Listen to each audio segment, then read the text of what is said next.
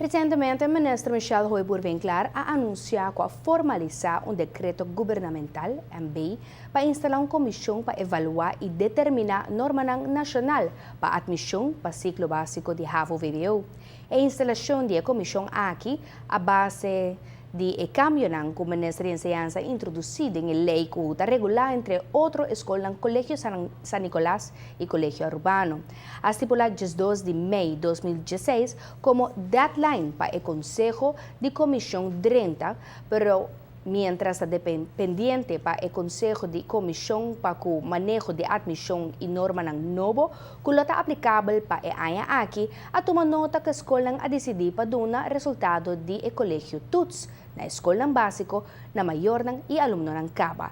Essa aqui atrese hope confusão cerca maior pero também cerca minister mes, mirando que te dia de hoje nenhuma proposição de comissão não adrenta e doria aqui tampouco não por acordo aprovar e formalizar.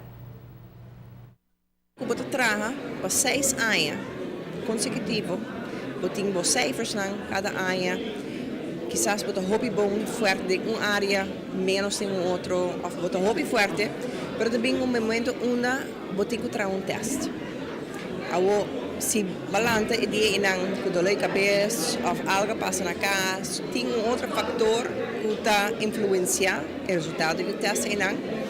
Seita, lamentavelmente, o sistema que nós temos inang não está tomando conta que está simplesmente e testa determinar 100% se muita de 30 colégios sim ou não. E sei, em nosso conceito, não está aceitável e não está reflejar sistema de enseñanza moderno e não está reflejar a capacidade de muitos que nós temos, pois nós sabemos não, nós vai cambiar. Similar com o que Mulan está fazendo, que é tudo riba o mês, está de fator, mas tem outro fator, entre outros, cijfers. Men lo que mucha apresta de 6 anos, mas se por conta para algo.